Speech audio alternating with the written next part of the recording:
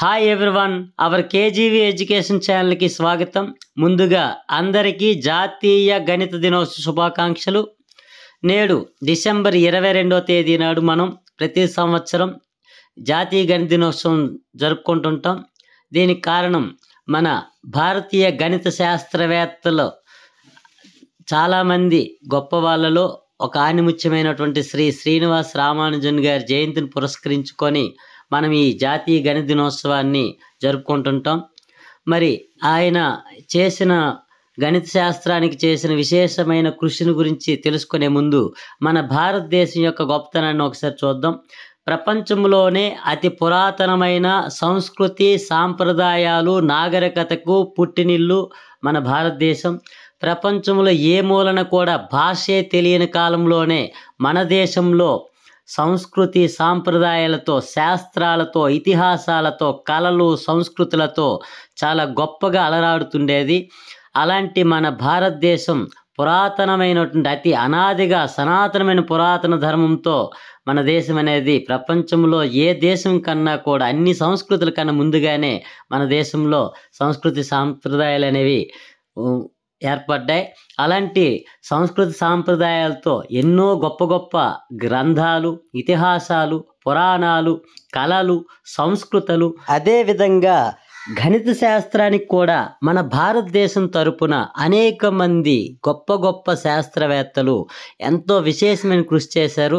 అలా కృషి చేసిన వారిలో 20వ శతాబ్దానికి చెందినటువంటి శ్రీ శ్రీనివాస రామానుజన్ అనే ఈయన చాలా బాలమేధావి.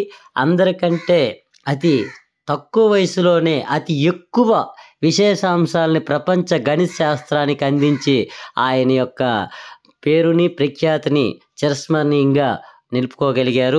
ఆయన గురించి మనం ఇప్పుడు మరికొన్ని విషయాలు తెలుసుకుందాం. శ్రీ శ్రీనివాస రామానుజన్ తమిళనాడు రాష్ట్రంలో ఈరోడ్, మద్రాస్ ప్రెసిడెన్సీ ఈరోడ్లో 1887 డిసెంబర్ 22వ తేదీన ఈయన జన్మించారు.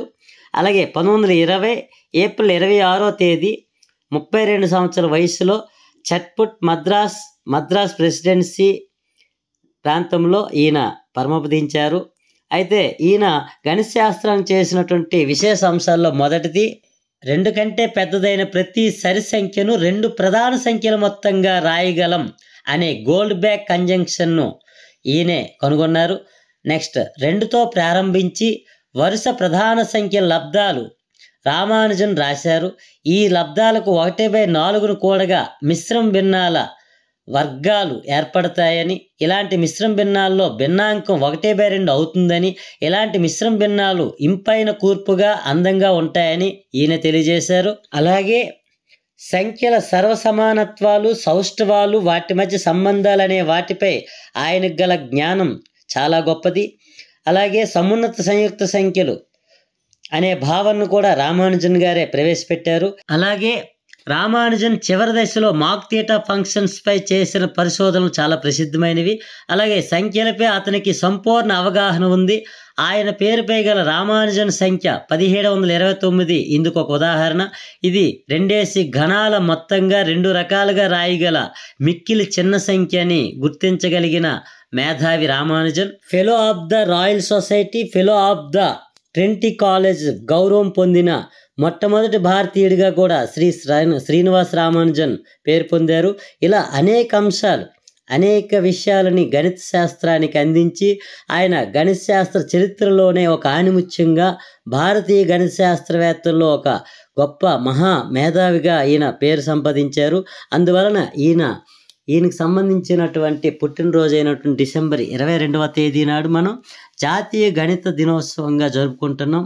ఈ విధంగా ఆయన నుంచి మనం చాలా నేర్చుకోవాలి. ఒక 32 సంవత్సరాల వయసులోనే ఆయన చాలా ప్రపంచానికి సంబంధించిన గణిత శాస్త్రానికి సంబంధించిన అనేక గొప్ప గొప్ప విశేషాలను అందించినటువంటి ఒక మహా గణిత మేధావిగా పేరు గడించారు. అలాంటి వ్యక్తుల నుంచి మనం చాలా స్ఫూర్తిని పొంది మనం చేస్తున్నటువంటి పనుల్లో చిత్తశుద్ధితో మన పనులు మనం ముందుకు సాగించాలని ఒక డిఎస్సి అభ్యర్థి తన డిఎస్సిని ఎక్కువగా ప్రేమించి ఆ ఎగ్జామ్ సంబంధించిన విషయాలని వాటికి సంబంధించిన అంశాల మీద మన మైండ్ అంతా పెట్టి ఎల్లప్పుడూ మనం కూడా ఏదో సాధించాలి అనే తాపత్రయంతో ఉండడానికి ఈ రోజు అనేది మనకు ఒక మైలురాయిగా ఉంటుంది. అలాంటి గొప్ప గొప్ప వ్యక్తుల్లోంచి వాళ్ళ జీవిత విశేషాలు ఒక బిట్టు కోసం చదవడమే కాదు, ముఖ్యంగా అంత తక్కువ వయసులో ఈరోజు ప్రపంచంలో ఆయనకు సంబంధించిన అనేక అంశాల గురించి ఇప్పటికీ గణిత శాస్త్రవేత్తలు వాటి గురించి ఇంకా రీసెర్చ్లు చేస్తూనే ఉన్నారు. అంటే ఇంత అప్డేటెడ్ వెర్షన్ ఉన్న టైంలో కూడా ఆయన ఆ రోజు ఇచ్చిన ఫంక్షన్స్ మీద రీసెర్చ్లు చేయగలడానికి ఇంకా వాళ్ళు చేయలేకపోతున్నారంటే ఎంత గొప్ప మేధావో ఆయన నుంచి మనం తెలుసుకోవాలి. ఆ విధంగా ఆయనలోంచి ఆ గణిత స్వభావం, ఆయనలో ఉన్న పట్టుదల, ఆయనలో ఉన్న మేధాతనం, పట్టుదలకు సంబంధించిన విషయాలు మనం గుర్తుపెట్టుకొని మనం ఇప్పుడు ఏదైతే రంగంలో ఉన్నామో ఒక డిఎస్సి సాధించాలనో, టెట్లో హైయెస్ట్ స్కోర్ సాధించాలనో, ఒక ఉద్యోగాన్ని సంపాదించి ఉన్నత స్థితిలో ఉండాలనో, లేదంటే గ్రూప్ 1, గ్రూప్ 2 సివిల్స్ ఇలా ఏ రంగమైనా మనం ఏదైనా ఒక ఉద్యోగం పొందాలని ఆలోచన ఉన్న ప్రతి వ్యక్తి గుర్తుపెట్టుకోవాల్సింది శ్రీనివాస రామానుజన్ యొక్క చరిత్ర చదివి ఒక బిట్టు కోసం కాదు, ఆయన చరిత్ర చదవడం ద్వారా మనలో ఒక స్ఫూర్తిని నింపుకోవాలి, మనలో ఉన్న శక్తిని అంతా బయటికి తీయాలి. నిరంతరం మనం అనుకున్న లక్ష్యాన్ని సాధించడం కోసం మన ఆలోచనలు వాటి చుట్టూ తిప్పుకుంటూ వాటి కోసం అన్వేషిస్తూ కొత్త కొత్త మార్గాలను అన్వేషిస్తూ ఎలాగైనా మనం అనుకున్న లక్ష్యాన్ని చేరుకునే విధంగా మన ఆలోచనలు ఉండాలి. అందుకోసం ఈ వీడియో మీకు చేయడం అయింది. ఈ వీడియోలో ఉన్న ఏ బిట్లో మీకు ఉపయోగపడతాయనే ఉద్దేశంతో కాదు, ఒక భారతీయ గణిత శాస్త్రజ్ఞుల్లో ఎంతోమంది గొప్ప గొప్ప మహాత్ములు ఉన్నారు. అందులో ఒక మహాత్ముడి గురించి ఈరోజు చెప్పడం ద్వారా మన లోపల ఉన్నటువంటి అంతరంగ దాగి ఉన్న అనేక శక్తులు బయటికి తీయండి. కాలక్షేపం చేసే పనుల కన్నా మనలో శక్తిని బయటికి తీసి ప్రపంచానికి లేదా సమాజానికి లేదంటే మన కుటుంబానికి ఉపయోగపడే విధంగా మన యొక్క శక్తిని పంచుకొని, మన శక్తిని ఉపయోగించుకొని మనం రాటు తేలాలని, అనుకున్న ఆశయాలు సాధించాలని మరొక్కసారి అలాంటి మహాత్ముడి యొక్క అడుగుజాడలో మనము నడుద్దామని మీ అందరికి తెలియజేస్తూ, ఈ గణిత దినోత్సవం అనేది ఈ శ్రీనివాస రామానుజన్ చరిత్రను చెప్పి ఆయన పేరు ప్రఖ్యాతులు ఆయనకి ఏదో తెలియజేయడం కోసం, ఆయన గొప్పతనాన్ని పంచుకోవడం కోసం కాదు.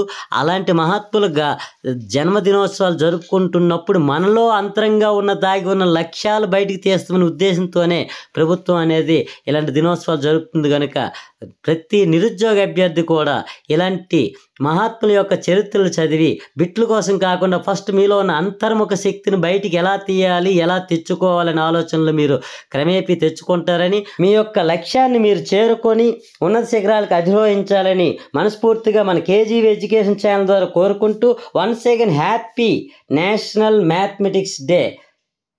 Okay, thank you.